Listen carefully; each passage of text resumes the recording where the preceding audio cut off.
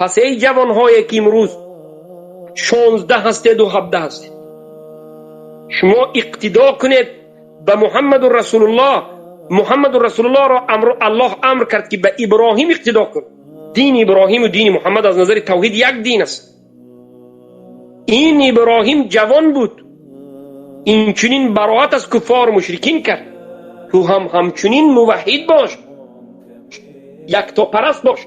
پس لا اله الا الله ملت ابراهیم است.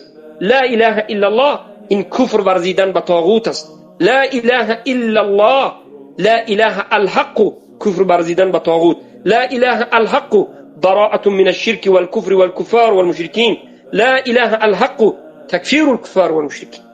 الا الله ایمان بالله وملائكته وكتبه ورسله واليوم الآخر والقدر خيره وشره البعث بعد الموت